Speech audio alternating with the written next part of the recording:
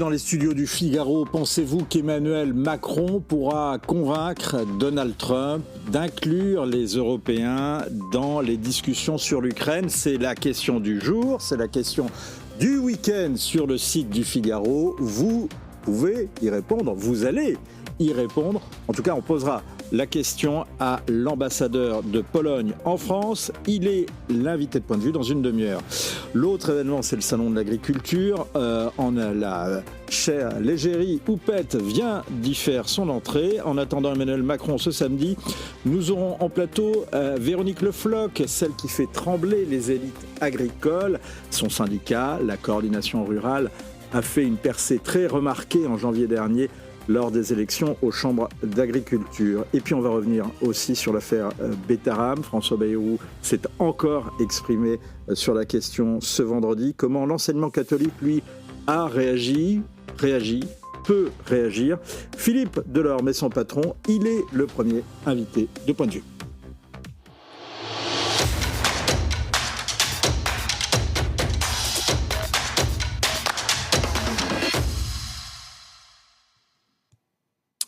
Bonjour Philippe Delorme. Bonjour. On a entendu ce vendredi matin François Bayrou s'en prendre à ceux qui cherchent à mettre en place une mécanique du scandale, allusion à ceux qui le visent, l'opposition, un certain nombre de médias, notamment Mediapart, qui est à l'origine de l'exhumation de cette affaire. La ministre de l'Éducation nationale s'est aussi exprimée ce matin. Je vous propose de l'écouter, on y revient juste après. D'abord, moi, je veux avoir une pensée pour toutes ces victimes, et on entend des témoignages qui sont glaçants. Donc moi, je veux dire toute ma solidarité aux victimes. J'espère que cette parole, elle va continuer à se libérer, que les victimes pourront être accompagnées, et puis naturellement, que les auteurs seront condamnés. Évidemment, on peut se dire que l'État n'a pas été au rendez-vous sur ce dossier. Et c'est difficile de comprendre comment on n'a pas réagi plus tôt. Donc c'est pour ça qu'il faut qu'on agisse en renforçant les contrôles. Philippe Delorme, vous comprenez aujourd'hui pourquoi l'État n'a pas réagi plus tôt par rapport à ces affaires? Alors d'abord, avant de répondre directement à votre question, évidemment, je m'associe complètement aux premiers propos d'Elisabeth Borne sur la pensée des victimes. Ce qui est important aujourd'hui, au-delà de toutes ces analyses qui sont nécessaires, c'est que le cri des victimes a été entendu. Je rappelle quand même qu'il y a déjà 1 an, plus de 100 plaintes avaient été déposées et que c'est passé dans une quasi-indifférence. Et donc, ce qui est important aujourd'hui, ce sont les victimes et qu'effectivement, plus jamais ce type d'acte puisse se reproduire. En tout cas, tout mettre en œuvre pour que cet acte ne puisse pas se reproduire. Alors, on va justement y revenir avec vous pour voir comment l'enseignement catholique agit pour que de tels actes ne se reproduisent pas en son sein. En particulier, on pense notamment aux actes de violence sexuelle dont la Conférence des évêques de France a dit ce jeudi soir qu'elles étaient contraires à l'esprit, bien évidemment, de l'enseignement catholique. Je dis bien évidemment, je pense que vous ne me démentirez pas sur ce point.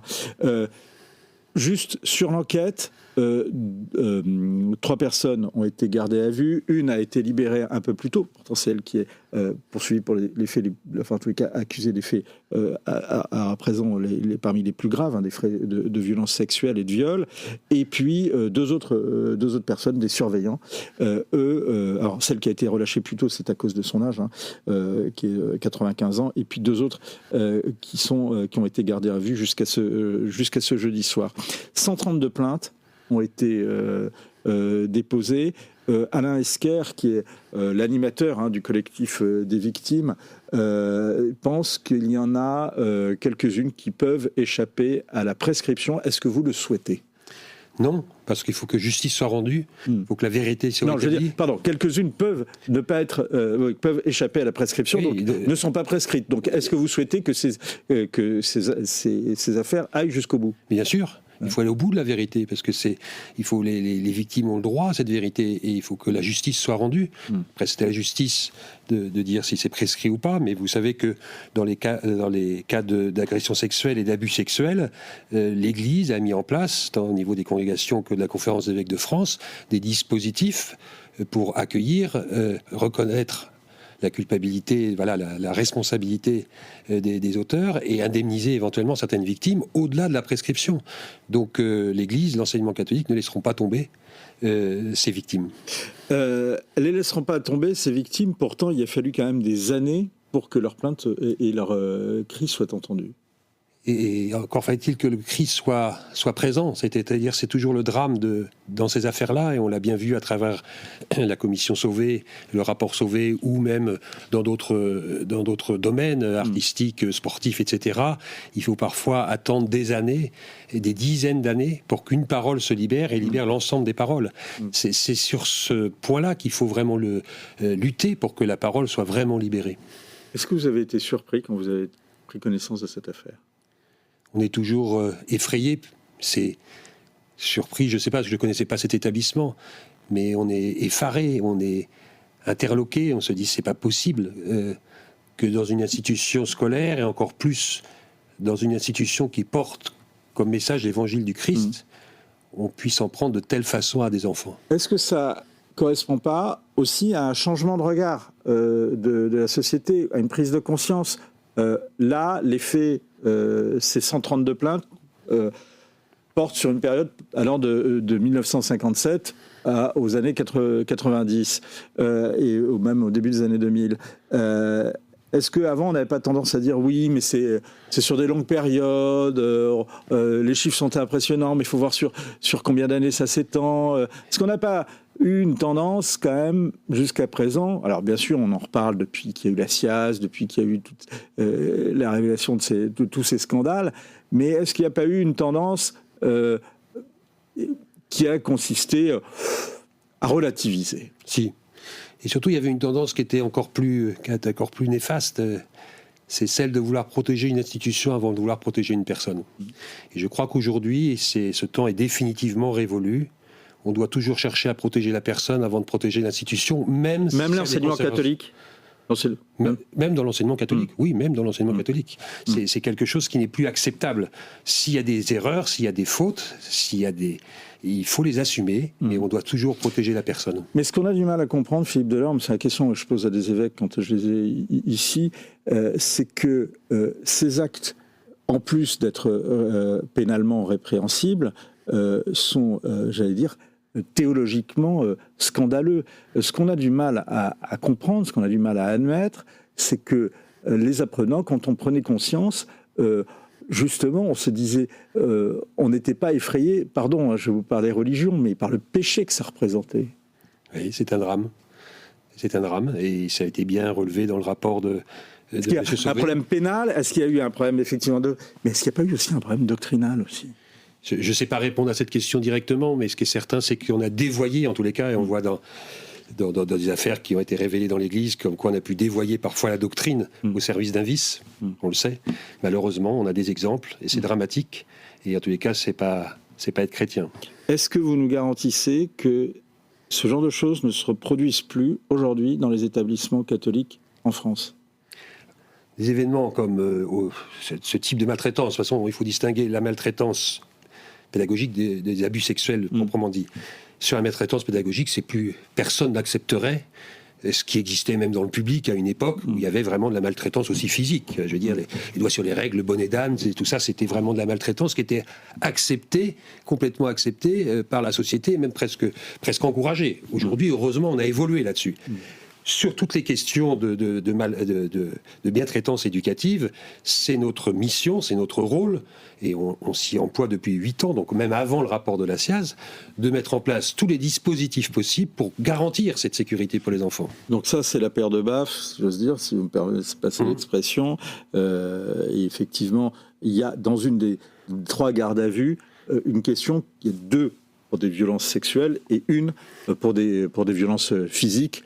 Dramatiques, des violences physiques qui ont été jusqu'à des blessures quand même, donc on ne peut pas amoindrir. Exactement. Et pour ce qui est des violences sexuelles, quelles sont les mesures qui sont prises au niveau de l'enseignement catholique aujourd'hui pour détecter et pour alerter ? Alors je crois d'abord qu'il faut prendre les choses dans leur globalité, c'est-à-dire qu'on doit faire de nos écoles des lieux de bientraitance éducative et des maisons sûres. Et donc que chaque jeune qu'on soit vraiment attentif à chaque jeune pour qu'il vive vraiment cette bientraitance éducative, parce que ça correspond à notre projet éducatif. Donc c'est un ensemble. Je pense que c'est une vigilance collective qu'on doit porter. Et donc depuis 8 ans, on a publié, il existe sous forme d'une plateforme internet sur notre site, un programme de protection des publics fragiles. On va le voir. Je présente à la caméra, je ne sais pas si ça présente bien. Voilà. Celle-là, vous l'avez, elle est juste là. Voilà, qui est disponible sur notre site. On va la retrouver, vous allez me le redonner. À le commander, voilà. on vous le reverra bien volontiers, qui vise justement à donner des outils, des moyens aux communautés éducatives, parce qu'encore chacun doit se sentir responsable pour comprendre ces phénomènes, pour les prévenir et pour agir. Et donc, il y a des aspects juridiques, psychologiques, etc. Et dans chaque département, chaque diocèse pour nous, il y a un référent autour de ces questions-là, qui est chargé d'accompagner et de veiller à ce que dans les établissements, on puisse vraiment être très vigilant sur ces questions. Il ne faut jamais baisser la garde. Il ne faut jamais baisser la garde parce qu'on sait très bien que les prédateurs sexuels vont dans des lieux où il y a des enfants. Donc il peut y avoir encore aujourd'hui des prédateurs sexuels qui essayent d'entrer dans des établissements scolaires, dans des établissements comme ils peuvent rentrer dans des clubs de sport, comme ils peuvent rentrer dans le scoutisme. Là où il y a des enfants, il y a un risque. Donc il faut être très vigilant. Et alors, comment, justement, quelles sont les mesures de vigilance que vous recommandez, qui sont prises? Les mesures de vigilance, il y a déjà les mesures maintenant depuis quelques temps, parce que c'était passé dans la loi récemment, l'obligation de se renseigner sur avoir un extrait de casier judiciaire B3, ce qui n'était pas le cas ces dernières années. C'est assez récent, cette obligation. Qu'est-ce que apporte justement un casier judiciaire? Ça montre qu'il n'y a pas eu de condamnation pénale dans le domaine de... Dans le domaine sexuel, par exemple, ou dans le domaine de nous, on ne peut pas l'obtenir de nous-mêmes, on est obligé de passer par les services du rectorat, et ils peuvent nous dire, vous ne pouvez pas embaucher. Ils ne nous diront pas pourquoi, mais on sait qu'on ne pourra pas embaucher. Mais il y avait, par exemple, mettons au début des années 2000, on demandait, quand quelqu'un devait être, par exemple, surveillant dans un établissement catholique, j'ai vu ça à Paris, un extrait de casier judiciaire vierge. Mais ce casier judiciaire, c'est pas le B3, c'est celui auquel on a accès tous, il donne pas toutes les condamnations, il donne pas suffisamment d'informations. Donc il faut qu'on ait des informations un peu plus précises, parce que, bon, là c'est dans le domaine juridique, mais donc on peut vérifier ça. Il y a des mesures de prudence aussi. Par exemple, aujourd'hui, on ne va pas recevoir un élève seul à seul dans un bureau fermé. Voilà, on va faire attention, on va être co-responsable là-dessus. Et c'est important parce que on sait que c'est des lieux qui peuvent être compliqués. Et puis, tout ce qui concerne l'accompagnement des élèves, et notamment notre capacité à recueillir la parole de l'élève dans la confiance. C'est-à-dire qu'il faut qu'un jeune chez nous soit suffisamment en confiance pour se confier d'abord à ses parents s'il le peut. Parfois, c'est des violences familiales, donc il faut qu'il puisse se confier à l'école, mais aussi à l'école, à quelqu'un en qui il puisse avoir confiance, et qu'après, cette personne ait le bon réflexe. C'est-à-dire que, parfois, par bonne volonté, parce que c'était pas un mal en soi, le chef d'établissement pouvait se substituer un peu à une décision autre, parce qu'en disant « je vais apprécier la situation ». Notre recommandation, nous, aujourd'hui, c'est de dire quand il y a un doute, on fait le signalement là où il faut, au rectorat ou au procureur, ça dépend des cas, et on laisse l'autorité au-dessus analyser la situation pour voir si on doit donner suite ou pas. Et en tous les cas, ne jamais mettre la poussière sous le tapis et être toujours dans l'information. Donc tout ça, ce sont tous les acteurs, c'est-à-dire le personnel d'entretien comme le standardiste, comme le professeur ou le directeur et autres, qui doivent se sentir concernés. C'est une co-responsabilité qu'on doit porter ensemble, sans oublier, parce que c'est quand même un phénomène qui existe aussi, les violences qui peuvent exister entre élèves, notamment les violences sexuelles qui peuvent exister entre élèves aujourd'hui. Là aussi, c'est un point de vigilance qu'il faut avoir. L'établissement de Betharam a été inspecté à peu une seule fois entre les années 50 et le début du siècle. Est-ce que vous en voulez à l'État de ne pas être plus intervenu, à vos côtés? Je ne sais pas si l'État, en fait, aurait pu détecter ce grave dysfonctionnement. Peut-être que des professeurs auraient parlé, mais on ne refait pas l'histoire. Peut-être que s'il y avait eu vraiment une enquête approfondie, une inspection générale, peut-être qu'il y aurait eu des éléments qui seraient sortis. Mais dans les cas d'agression sexuelle, c'est extrêmement rare qu'on puisse avoir une parole comme celle-là. On aurait pu avoir des informations peut-être sur la vie scolaire, sur les questions pédagogiques, etc. Mais c'est pas si simple que ça. C'est pour ça d'ailleurs que moi j'étais toujours très favorable à ce que les contrôles reprennent. Je sais qu'Elisabeth Borne a renouvelé l'annonce, mais on est tout à fait au courant et c'est une bonne chose parce qu'on n'a rien à cacher. La question, c'est est-ce que vous attendez un regain d'inspection surprise dans les établissements catholiques avec des inspections un peu tatillonnes. On l'a vu notamment dans l'affaire de Pau. Alors, dans ces contrôles, il y a des contrôles qui sont obligatoires et légaux, et c'est la Cour des comptes, je rappelle, qui a demandé en juin 2023 que ces contrôles aient lieu, des contrôles financiers réalisés par la Direction générale des impôts et des contrôles administratifs qui veillent à au bon respect de la loi Debré. Donc ces contrôles sont en route, c'est les 40%. La loi qui régit les relations entre l'enseignement privé et l'État. Voilà. Donc ces contrôles sont en route. Elisabeth Borne a annoncé 40%, 10% sur place, 30% sur pièce. Ça va se faire. Après, quand on parle d'inspection, Elisabeth Borne a évoqué ça ce matin, c'est une inspection qui peut être une inspection générale parce qu'il y aurait eu des signalements de maltraitance, par exemple. L'inspection générale, c'est à la fois une inspection sur le contenu pédagogique et c'est une inspection également sur le fonctionnement de l'établissement. Ça peut être à peu près tout. Ça peut être à peu près tout. L'inspection générale, elle peut tout demander. Après, on doit à la fois garantir notre organisation et nos espaces de liberté dans nos organisations, mais il est normal que l'État puisse s'assurer que les enfants sont en sécurité dans nos établissements, ce qui est le cas, donc je ne m'inquiète pas du tout, mais ça me choque pas du tout, mais aussi dans les établissements publics d'ailleurs, parce que on parle évidemment beaucoup de l'enseignement privé, mais des difficultés dans l'enseignement public existent aussi, et c'est ensemble qu'on va lutter contre tout ça, comme il existe dans le sport, etc. Donc c'est vraiment un enjeu national où tous les acteurs doivent se sentir concernés. Il ne faut surtout pas en faire un enjeu politique ou un enjeu où on se reverrait guerre, école, privé, public. Ce n'est pas le sujet. Le sujet, c'est les enfants. Cet établissement relève d'une congrégation. A-t-elle été en lien avec vous depuis que cette affaire a éclaté ? Non, elle est plutôt en lien avec moi. Elle n'est pas du tout en lien avec moi pour l'instant. Elle est en lien. Vous le souhaiteriez ? Ça pourrait être pas mal qu'on ait un contact, mais ça va venir. Elle est en lien avec l'URSEC, c'est-à-dire le réseau des établissements congréganistes. C'est plutôt eux qui. Par contre, je suis en lien avec l'URSEC pour cet établissement. Voilà, donc on rentre dans le détail là. Donc les réseaux congréganistes sont fédérés autour d'une association qui s'appelle l'URSEC. Voilà, et donc qui anime ce réseau, dépendant évidemment de l'enseignement catholique, et donc je suis en relation avec le responsable de ce réseau. D'accord. Merci beaucoup pour ces précisions, merci Philippe Delorme, et on continuera bien évidemment de suivre cette question, et merci d'avoir répondu avec franchise à nos questions, qui étaient bien évidemment sans concession. Merci beaucoup. Merci à vous. Dans l'actualité encore, on a vu entrer à Paris la vache l'égérie, la vache houppette au Salon de l'Agriculture. C'était ce vendredi matin. Emmanuel Macron, lui, est attendu ce samedi. Il espère que son accueil sera meilleur que celui qu'il avait reçu l'an dernier au ministère de l'Agriculture, au Salon de l'Agriculture, pardon. En attendant, il a envoyé un message aux agriculteurs lors de son live sur les réseaux sociaux ce jeudi soir. Et ce qu'il faut faire, au fond, c'est qu'il faut une Europe qui se protège davantage, qui soit plus indépendante sur sa technologie, sa recherche, son enseignement supérieur, sur son industrie et son agriculture. La souveraineté industrielle et alimentaire, c'est clé et c'est géopolitique. Je serai au Salon de l'Agriculture samedi, c'est le discours que je tiendrai. Europe plus forte, souveraineté alimentaire. On doit produire et nourrir les Européens, et la France doit nourrir encore davantage. Donc pas de décroissance industrielle ou agricole, au contraire. Bonjour Véronique Le Floch. Bonjour. Est-ce que ces propos du président de la République vous rassurent ? Pas tout à fait, non. Pourquoi ? Parce que il s'inscrit dans la continuité de sa politique mondialiste.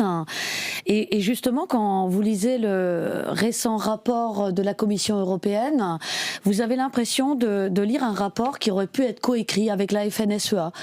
Cette politique qui vise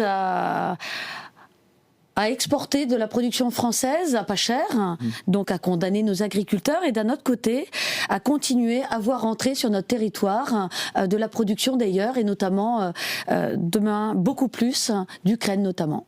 On laissera la FNSA répondre, mais Pour ce qui concerne justement les échanges commerciaux, la France reste encore quand même excédentaire en matière agricole.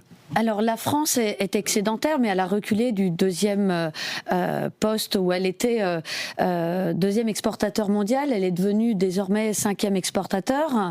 Mais au niveau européen, notre place recule encore plus, puisque d'une balance commerciale positive de près de 5 milliards d'euros il y a 10 ans, on est aujourd'hui désormais déficitaire de 2,3 milliards d'euros d'un point de vue agricole et agroalimentaire. Donc nous perdons de la place chaque année et nous perdons en plus des agriculteurs, nous perdons notre potentiel de production et nous ne faisons rien. C'est ça qui est grave. Qu'attendez-vous de ce salon de l'agriculture ? Eh bien, nous attendons l'orientation. L'orientation choisie, votée dans ce projet de loi d'orientation agricole, parce que l'orientation n'est pas très claire. En tout cas, elle n'est pas économique. Est-ce que, précisément, donc, il y a eu une colère agricole qui s'est exprimée il y a un an. Visiblement, elle a continué de s'exprimer dans les urnes, et vous en êtes l'expression, on va y revenir. Mais il y a une loi qui a été votée hier par les sénateurs, qui a pris en compte, qui a cherché en tous les cas à prendre en compte un certain nombre de revendications qui ont été faites, notamment par votre syndicat et puis par l'ensemble des agriculteurs qui se sont mobilisés en retournant les panneaux à l'entrée des communes, ou bien en montant en tracteur jusqu'à Paris, jusqu'à Bruxelles pour certains. Est-ce que cette loi vous a donné satisfaction ? Non, pas entièrement, puisqu'en fait... Sur quoi elle vous a pas donné satisfaction ? Alors déjà, cette loi devait permettre d'améliorer le renouvellement des générations. Et c'est là-dessus qu'on n'a aucun signe. Pour avoir des Qu'est-ce que vous attendriez justement pour permettre le rajeunissement des exploitations agricoles ? Pour réunir toutes les conditions pour favoriser l'installation, il faut faire en sorte que nos jeunes, mais aussi les autres qui avancent dans leur carrière, aient une rémunération digne. Et là-dessus, pour avoir cette rémunération, eh bien, ce n'est pas au travers des aides qu'on doit aller chercher ce complément de revenu. On a déjà pu démontrer qu'on s'était fait avoir avec cette réforme de la politique agricole de 92, qui était une politique en faveur des industriels de l'agroalimentaire, parce que eux ont pu continuer à acheter de la marchandise agricole pas chère, quand nous, agricoles, on nous a renvoyés vers l'Europe pour aller chercher des aides et des contraintes en plus. Qu'est-ce que vous voulez ? Vous voulez moins d'aides et des prix de vente qui soient plus élevés, qui vous permettent de faire plus de marge, par exemple ? Eh bien, justement, les industriels ont la capacité de payer davantage les agriculteurs. Preuve en est, il faut qu'ils fassent leur marge. Ils continuent à se développer, à acquérir des entreprises. Ce sont désormais, ou bientôt, plus que des grands groupes multinationaux qui vont gérer l'agroalimentaire. Ils ne sont pas devenus gros et grands sans avoir eu cette capacité financière qu'ils ont eue parce qu'ils n'ont pas payé les producteurs. Pas seulement. Pas seulement, mais bien sûr qu'il y a une stratégie. Mais il y a justement une stratégie qui se fait chaque année au détriment des agriculteurs. Vous avez rencontré Emmanuel Macron l'an dernier, surtout dans ces moments assez durs pour lui, où il était fortement chahuté, obligé de se réfugier dans une des travées supérieures du Salon de l'Agriculture. Vous le rencontrerez cette année ? Mais écoutez... Le créneau est très restreint puisqu'il ne va accorder à chacun des syndicats qu'un quart d'heure demain matin. Donc un quart d'heure, le temps de lui demander pourquoi ces promesses ne sont jamais tenues. Le Mercosur, il s'était quand même engagé à ce qu'il ne passe pas. On voit très bien à quelle grande vitesse tout ça évolue. Il n'est pas encore passé, mais on a bien vu que les travaux, l'opposition par rapport à cet accord de libre-échange, un accord de libre-échange de plus... En France, elle est unanime, l'opposition au Mercosur. Elle est unanime, même d'un point de vue des syndicats agricoles, mais juste en apparence. Quand vous voyez des syndicats agricoles qui s'opposent contre les accords du Mercosur, ils disent bien... avec les conditions dans lesquelles c'est écrit aujourd'hui.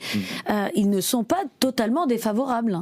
Vous accusez qui ? Vous accusez la FNSEA ou bien la sûr, Confédération paysanne ? Bien sûr, quand vous voyez que nos grands groupes coopératifs tels que Tereos, dans lequel on retrouve beaucoup d'administrateurs qui sont aussi FNSEA, qui sont implantés là-bas au Brésil, ils vont pouvoir exporter sans droit de douane du sucre sur notre territoire. Mais est-ce que, Véronique Le Floch, est-ce que le problème sur le Mercosur, c'est la FNSEA, enfin, de votre point de vue, ou bien est-ce que c'est pas plutôt les Allemands et les industriels allemands qui veulent sacrifier, qui voudraient, en tous les cas, c'est le reproche qu'il aurait fait, sacrifier l'agriculture française pour vendre encore quelques voitures au marché brésilien? Eh bien, écoutez, je pense que c'est la problématique de tous nos politiques. Parce que même au niveau français, le fait de cautionner de tels accords de libre-échange et de continuer à inonder le pays à partir de matières alimentaires venant de partout, eh bien, on se dit que l'agriculture, demain, peut disparaître. Ils ont déjà la solution. Vous sentez-vous plus forte, vous sentirez-vous plus forte quand vous verrez Emmanuel Macron depuis les élections aux chambres d'agriculture? Eh bien, il faudra quand même lui rappeler que nous sommes le premier syndicat agricole en France. Quand vous divisez le nombre de voix obtenues par ceux qui sont arrivés en tête, ils sont deux. Il vous répondra que les chambres d'agriculture sont dominées en grande majorité par le syndicat, par la FNSEA. D'ailleurs, c'est quelque chose qu'il faudra faire évoluer au travers de la loi, parce que quand on attribue 75% du financement aux syndicats qui arrivent en tête, quand on ne permet pas à un syndicat agricole qui arrive en tête de prendre la présidence, parce que justement, il y a cette collusion qui s'organise autour de la FNSEA avec les banques, avec les syndicats salariés pour faire barrage, alors même que la seule chose que nous défendons, c'est le maintien de l'agriculture en France et de tout le secteur économique. On l'a bien compris, Véronique Le Floch, et on a bien compris quel était votre combat. Est-ce que vous voyez un lien, comme certains observateurs, entre votre montée et celle du Rassemblement national ? Non, je n'ai jamais essayé d'établir de lien. Nos propositions ne sont que des propositions agricoles. Elles sont accessibles à tous les partis politiques. On aimerait justement que tout le monde aille dans ce sens. Il y a quelques évolutions. Tout le monde bientôt voudra s'attribuer le concept d'exception agriculturelle. Moi, je voudrais juste le rappeler que c'était quelque chose qui était déjà mis sur la table avec Jean-Baptiste Moreau dans le cadre de la loi Egalim. Comme il était FNSEA... L'ancien ministre, décidément, là, vous leur tapez dessus là, aujourd'hui. C'est malheureusement il faut que tout le monde comprenne. On a compris que vous aviez fait une percée aux dernières élections. Tout le monde l'a dit. Donc. Non, mais je pense que pourquoi l'agriculture n'avance pas aussi vite ou pourquoi elle ne se réforme pas comme elle devrait le faire, c'est bien parce que nos idées sont bonnes, mais parce qu'elles viennent de nous. On ne veut pas les faire adopter. Et pourquoi ? À quoi attribuez-vous ça ? Est-ce que vous n'attribuez pas ça peut-être à une forme qui peut paraître parfois outrancière ou excessive ? De notre part ? Oui. Je ne pense pas. Nos méthodes n'ont rien d'extrême par rapport à ce qu'on a pu connaître. Moi, quand j'étais toute jeune, quand j'étais encore à l'école, les pratiques de la FNSEA étaient celles qui auraient dû être maintenues pour maintenir une telle pression, pour maintenir le pouvoir. Et c'est malheureusement le fait qu'ils ne soient plus totalement indépendants qui fait qu'ils ne peuvent pas et nous défendre et défendre l'agro-industrie en même temps. Bon, les élections sont terminées, donc on va peut-être passer à autre chose. Oui, bien sûr. Que se critiquer les petits camarades. Vous êtes... est-ce que... Je reviens quand même sur l'histoire du Rassemblement national. Est-ce que vous partagez la colère de nombreux agriculteurs contre le Rassemblement national ? En tout cas, une colère qui s'est exprimée quand le Rassemblement national a voté la censure qui a fait tomber Michel Barnier. Eh bien, c'est une question à laquelle je n'ai pas envie de répondre. C'est dommage parce que c'est celle que je viens de vous poser. Non, mais bien sûr. Non, mais les opinions des agriculteurs sont aussi diverses que leur façon de travailler. Et c'est pas les agriculteurs qui ont voté la censure. Non, justement, ils ne voulaient pas la voter apparemment, la censure. Enfin, peu importe, dans tous les cas, le budget de l'agriculture était en baisse. Du retard, on en a pris depuis très longtemps. Je pense qu'il fallait d'un point de vue agricole, de toute manière, il faut tout remettre à plat. Est-ce que vous craignez Donald Trump et est-ce que vous craignez les menaces de taxation dans le cadre de la guerre commerciale et des menaces de taxation de produits agricoles contre des produits européens et donc des produits agricoles français? Eh bien, à un moment, il faut jouer carte sur table. Et on voit bien que sa politique, c'est une politique protectionniste pour son agriculture et pour son pays. Quelque chose que la France ne sait plus faire. Quelque chose que sait faire aussi la Chine, mais de plus en plus de pays qui ne veulent plus respecter les accords de l'OMC. Si Donald Trump taxe, comme on l'a déjà vu, le roquefort, le cognac, le vin... que préconisez-vous en réplique de la part de la France et de la part des Européens? Eh bien, je pense que nos produits d'export correspondent à une demande. Et il ne faut pas, en fait, considérer ces menaces comme s'inscrivant dans le long terme. À un moment, quand un produit correspond à une attente, à une demande... Donc vous feriez le dos rond? Eh bien, il y a de la promotion de ces produits pour les réorienter vers ailleurs. Vers un autre marché. Il faut justement ne pas tout mettre les œufs dans le même panier. C'est vraiment quelque chose dont on doit être conscient et se préparer de plus en plus. Est-ce que le coup d'arrêt au Green Deal vous rassure ? Eh bien, bien sûr, l'écologie a toujours fait partie de l'environnement. On en fait de l'écologie appliquée. Maintenant, il faut se réorienter sur la partie Vous êtes quand économique. même dans un bras de fer avec les écologistes assez puissant. Justement, mais je pense qu'ils se trompent de cible. Les agriculteurs ne sont pas ceux qui polluent, contrairement à ce qu'ils voudraient nous faire croire. Quand vous voyez les atteintes à l'environnement, quand vous voyez par exemple les dérives de stations d'épuration, par exemple, je cite juste qu'un exemple, c'est pas les agriculteurs. Et donc, je pense que d'un point de vue environnemental, on n'a pas à chercher les coupables, parce que tout le monde est coupable. Le Salon de l'Agriculture met comme invité cette année le Maroc. Est-ce que vous pensez que c'est une bonne idée ? Eh bien, j'ai envie de dire que quelque part, au moins pour nos producteurs de fruits et légumes, notamment de tomates, c'est une nouvelle provocation parce que... Pourquoi ? Les accords de libre-échange avec le Maroc existent depuis plusieurs années, depuis plus d'une quinzaine d'années. Ils ont quand même prévu des contingents de tomates vers l'Europe, lesquels viennent pratiquement à 100% vers la France. Et aujourd'hui, dans toutes les tomates qui sont consommées en France, celles qui viennent du Maroc, c'est 69%. Et là, je ne parle que de la tomate fruit. Si vous rajoutez toutes les tomates qui rentrent dans les préparations à base de tomates, on est avec un déficit de balance commerciale qui doit atteindre presque le milliard d'euros. D'accord. Véronique Le Floch, pourquoi on n'arrive pas à répondre à ce défi ? Est-ce qu'on ne peut pas faire des tomates de bonne qualité, mais peut-être moins chères?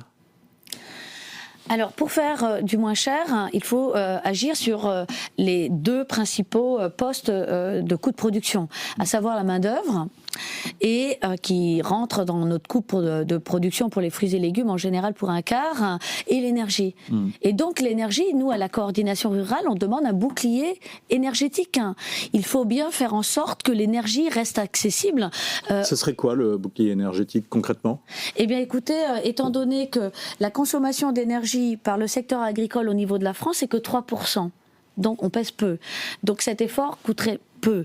Mais c'est surtout le fait que la France est exportatrice nette d'électricité. Donc, quelque part, on est avec une offre excédentaire. Donc il faudrait baisser les coûts de l'énergie pour les agriculteurs, par exemple, c'est ça que vous demandez ? Tout à fait, parce que l'énergie, c'est un facteur clé dans une mesure spéciale pour les agriculteurs ? Eh bien sûr, parce que l'énergie, cette baisse de charge va se répercuter pour tous les consommateurs, plutôt que d'avoir des produits d'importation. Mais vous imaginez que si tous les secteurs de l'économie demandent des tarifs spéciaux pour l'énergie, après, il n'y aura plus tellement pour les producteurs. Non, mais je pense que l'effort, il peut être fait aussi de façon générale, mais peut-être plus pour nous, parce que justement, on est exportateur net.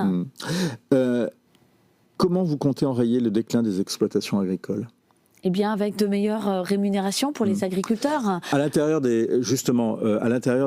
nouvelles chambres, des chambres d'agriculture, des chambres d'agriculture que vous contrôlez maintenant, comment vous allez faire concrètement? Eh bien, écoutez, quand vous avez un objectif qui est de maintenir l'ensemble de nos exploitations sur le territoire, eh bien, il faut les rendre viables et vivables. Et aujourd'hui, on est avec concrètement, aujourd'hui, même nos chambres, quand elles sont gérées par la coordination rurale, mettre tous les financements, tous les fonds au service des agriculteurs. Je pense qu'il y a, même en agriculture, le même phénomène que l'on observe dans nos hôpitaux. On a beaucoup, je ne vais pas dire entre guillemets, des improductifs. On a beaucoup d'administratifs. Et là-dessus, il faut travailler pour que, justement, on maintienne ce potentiel de production. Comme Milei je ne vais pas aller à ce point, mais non, mais il faut... on a besoin de la main-d'œuvre dans nos fermes, on doit justement pouvoir les rémunérer plutôt que d'avoir des salariés qui augmentent dans tout le para-agricole. Est-ce que vous allez reprendre le tracteur pour monter à Paris? Est-ce que les panneaux restent retournés? Est-ce que... on marche toujours sur la tête? Alors, on marche toujours sur la tête, ça c'est sûr. Est-ce qu'on va reprendre les tracteurs? Eh bien, je pense que certains sont prêts. Mais dans tous les cas, là, on attend au Salon de l'Agriculture tous les parlementaires. On souhaite comprendre pourquoi ils s'en tiennent à la loi telle elle a été votée.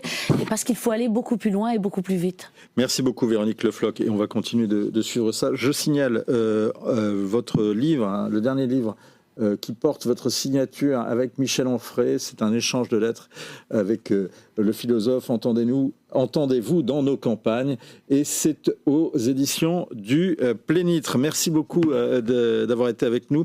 Et je signale également plusieurs émissions spéciales pour le Figaro TV depuis le Salon de l'Agriculture, Terre des Hommes, bien sûr, notre émission consacrée à l'environnement avec Paul Sugy et Madeleine Métayer, et Bienvenue en Ile-de-France qui sera sur place lundi, et puis Point de vue aussi, et là nous y serons avec Timothée Delem mardi prochain.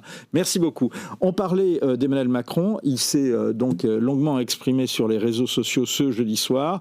Il est revenu notamment sur l'actualité internationale et en particulier le conflit en Ukraine. Il a promis de se faire fort, de convaincre Donald Trump pour inclure les Européens dans les discussions sur l'avenir de l'Ukraine lors de son prochain voyage à Washington en début de semaine. Et il a aussi répondu à une question sur la Pologne. La Pologne, vous le voyez là, je le dis à tout le monde, elle est beaucoup plus proche. Elle est à frontière avec la Biélorussie. Et la Russie a déployé des militaires très proches et surtout beaucoup de missiles qui menacent le territoire polonais. Donc elle est aux avant-postes. Donc tous les pays qui sont d'ailleurs aux avant-postes, ils dépensent 4, 5, parfois plus % de leur produit intérieur brut, quand nous sommes à 2%, je vous le rappelle. On était beaucoup moins en 2017. En tout cas, on va devoir monter. Alors, il faudra monter la part nationale, mais on va devoir monter aussi la part en européen. Donc, c'est ça qu'on doit regarder pour doser l'effort. Bonjour Yann Rochissevski. On a fait des exercices de prononciation avant. Bonjour monsieur. Bonjour, merci. Bonjour, merci beaucoup d'être avec nous. C'est la question du jour sur le site du Figaro. Pensez-vous qu'Emmanuel Macron peut convaincre Donald Trump d'inclure les Européens dans les discussions sur l'Ukraine ? Moi, je pense que la force de conviction de votre président est énorme. Donc, je crois beaucoup que la mission du président Macron va réussir, j'espère, à 100%. Pour votre information, aujourd'hui, notre ministre des Affaires étrangères, Joseph Sikorski, il est à Washington. Il a un rendez-vous avec le secrétaire Rubio. Donc je pense qu'il va préparer un tout petit peu le terrain juste avant la visite du président Macron. Vous ne pensez pas que justement la Pologne, vu ses liens, l'étroitesse des liens entre Varsovie et Washington, est plus en mesure de convaincre l'administration américaine qu'Emmanuel Macron? Je pense que nos dirigeants, aussi bien le président de la République que le Premier ministre, ministre des Affaires étrangères, ils essayent de convaincre, d'expliquer et de présenter la position, pas uniquement la position de la Pologne, mais la position de la communauté européenne. Aujourd'hui, nous jouons un rôle de fair broker parce qu'on assure la présidence. Donc, on a un certain double rôle à jouer. Et je pense que la Pologne, en profitant de... La Pologne est européenne en ce moment, elle n'est pas que pro-américaine. La Pologne était toujours européenne. Que vous inspirent les propos de Donald Trump sur Volodymyr Zelensky ? Vous savez, bon, je ne vais pas me tellement prononcer sur tout ce qui se passe. Vous êtes un vrai diplomate. Je ne suis pas un vrai diplomate, mais tout simplement, je pense qu'il faut qu'on prenne une certaine précaution. On observe avec beaucoup d'intérêt ce qui se passe, notamment aujourd'hui à notre ambassade. On avait la rencontre avec l'ambassadeur de l'Ukraine, avec tous les ambassadeurs européens. On avait une discussion extrêmement intéressante, extrêmement émouvante. On a regardé le film que le monsieur l'ambassadeur d'Ukraine avait la gentillesse de nous présenter sur la situation tragique en Ukraine. Donc, la position de la Pologne est très simple. On est avec l'Ukraine, nous serons avec l'Ukraine, on restera avec l'Ukraine. Mais je vous pose la question, je sais qu'elle est pas simple, mais bon, d'un autre côté, c'est votre métier de gérer les choses pas simples.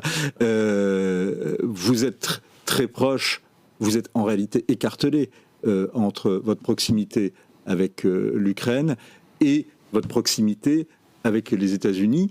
Quand vous avez entendu les propos très durs, très humiliants de Donald Trump à l'égard de Volodymyr Zelensky, qu'est-ce que se sont dit les Polonais et qu'est-ce que s'est dit le diplomate polonais que vous êtes ? Moi, je pense qu'aujourd'hui, on n'est pas encore au stade d'avoir une alternative, qu'on doit choisir les États-Unis contre l'Europe. Je pense que l'Europe et les États-Unis, on est conjointement condamnés à une collaboration très étroite.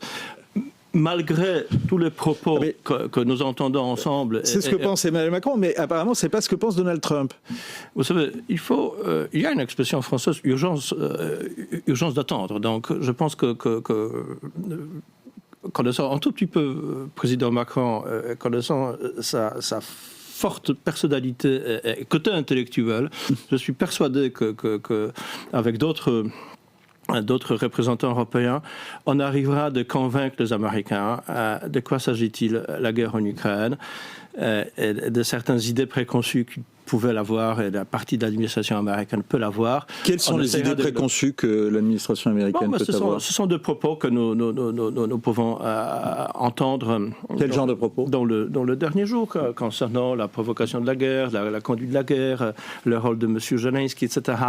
Je pense que bon, je ne peux pas sortir de rôle de l'ambassadeur, vous voyez, je ne suis pas un commentateur politique. Donc, je pose la question à votre ambassadeur. Parce que si à chaque fois vous faites la réserve diplomatique, on va pas se dire beaucoup de choses. On sait très bien que le grand jeu géostratégique se passe entre les États-Unis et la Chine. Beaucoup moins avec la Russie. La Russie, c'est le pays qui s'est dégradé totalement au point de vue économique, au point de vue militaire. Vous voyez ce qui se passe sur le front. Aujourd'hui, nous avons reçu l'information de l'ambassadeur d'Ukraine que le front en Ukraine est complètement stabilisé. Même les troupes ukrainiennes avancent. Je pense que on peut parler pendant des heures et des heures sur l'Ukraine, mais je pense que la situation économique, surtout de la Russie, est extrêmement difficile. Je pense que la situation économique de la Russie n'est pas loin d'effondrement important au point de vue macroéconomique. On nous a dit ça il y a 3 ans. On nous a dit que l'armée russe n'était pas à la hauteur. Aujourd'hui, on en est à se poser la question sur les modalités de la fin de la guerre en Ukraine et pas forcément au désavantage des Russes. Oui, l'armée russe, qui était perçue comme l'armée mondiale, est devenue la deuxième armée en Ukraine. Donc, pendant 3 ans, les Ukrainiens, ils ont bien démontré qu'ils sont capables de bien défendre sa propre indépendance. Mais ils n'ont pas repris la Crimée, mais ils sont quand même aussi les défendeurs de l'Europe. Ça, on ne peut pas oublier ça. C'est eux qui nous défendent. Monsieur le président Macron, il comprend ça très bien, parce que quand même, s'il n'y a pas un risque, direct que l'armée rouge va se promener sur les Champs-Élysées, mais au niveau des attaques de cyber, ça existe déjà. Les cyberattaques russes, en tout cas, celles qui ont été dénoncées hier par Emmanuel Macron. Vous craignez la fin de la guerre en Ukraine ?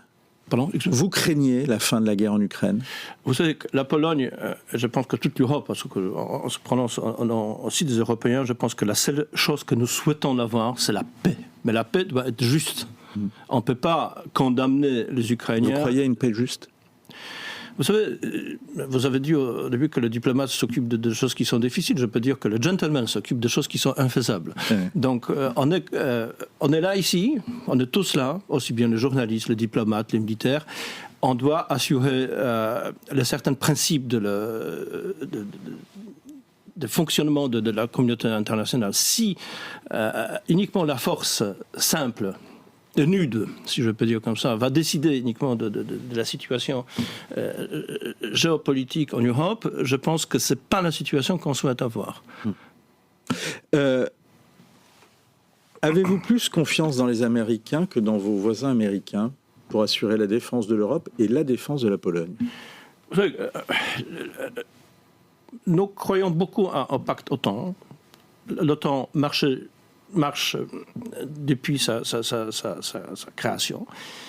L'article 5, c'est l'article qui nous oblige tous, c'est l'article qui est très proche de l'esprit français, parce que c'est l'esprit des mousquetaires, un pour tous et tous pour un. Je pense que c'est très belle approche, et l'approche qui peut fonctionner.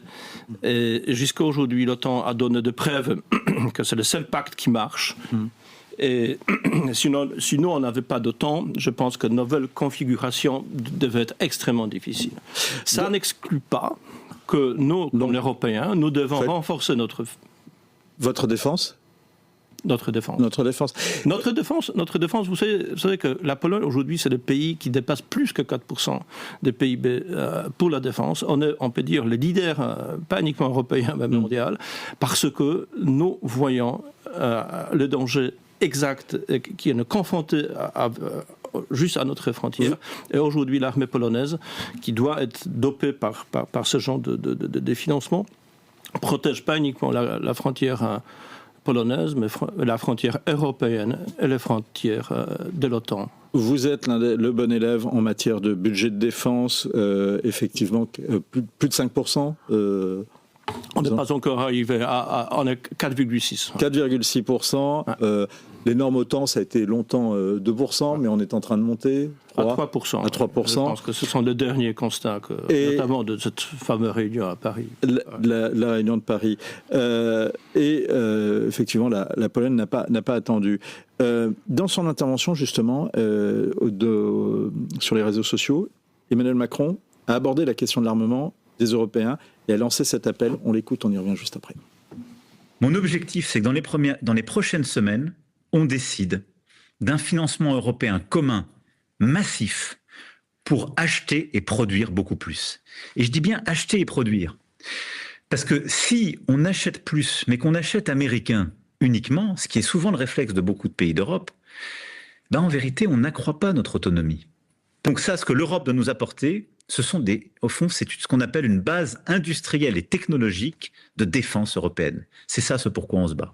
Et donc, il faut créer des champions européens qui vont nous permettre d'être autonomes, c'est-à-dire dans tous les segments de la guerre, pour votre défense solaire, pour vos munitions, pour vos chars, pour vos avions de combat, pour vos satellites, etc. Il faut toujours qu'il y ait une solution européenne. Et il faut que les Européens... Il faut que cette solution elle soit compétitive, il faut qu'elle soit parmi les meilleurs produits au monde, et il faut que les Européens l'achètent. Si on achète américain, on n'accroît pas notre autonomie. C'est ce que dit Emmanuel Macron. La Pologne, votre pays, Jan-Emeryk Rosyzewski, a renoncé en 2016 à sa promesse d'acheter des hélicoptères Airbus européens, et français en particulier, au profit d'appareils américains. C'était pourtant la contrepartie de Varsovie à l'abandon de la vente de navires Mistral par la France, qui était un gros contrat, à la Russie. Est-ce que vous allez jouer un petit peu plus européen ? Bon, je ne vais pas revenir tellement à l'histoire, mais l'histoire de Caracal, on a tourné la page. C'est les hélicoptères Caracal. Ouais, alors, je peux vous dire que dans les milieux industriels, dans les milieux de défense français, on n'a pas tourné la page. Mais on a tourné la page, je vous dirai pourquoi. Parce que, d'abord, je pense que la façon en que la Pologne a résilié de ces contrats n'était pas correcte. Ça, c'est la première chose. Et la Pologne a payé indemnisation à la France. D'accord ? Donc, nous, formellement parlant, l'histoire était terminée, la page était tournée. Je me souviens aussi un moment à laquelle je participais, je pense que c'est en 2018, quand la Pologne a proposé à la France et en Allemagne de rentrer dans le coalition de chars, de construction de chars. Et la Pologne, à l'époque, proposait d'acheter 2 fois plus de chars que l'Allemagne et la France ensemble. Et à l'époque, la proposition de la Pologne était refusée pour raisons qui n'étaient pas très compréhensibles pour la Pologne. Maintenant, je passe à l'année 2000, je passe à la guerre en Ukraine. Notamment, c'était le moment quand je suis arrivé comme ambassadeur à Paris. On a passé un contrat très important avec la France en tout ce qui concerne l'achat de satellites français. D'accord ? Donc, c'est le premier très grand contrat militaire qui était fait par la France et la Pologne. Et notamment, ce que j'aimerais bien souligner, on a trouvé une solution de financement qui était très intéressante parce que c'était la Banque européenne d'investissement qui a couvert la grande partie de ces crédits, et notamment l'usage de ces satellites était le double pour le civil et pour le militaire.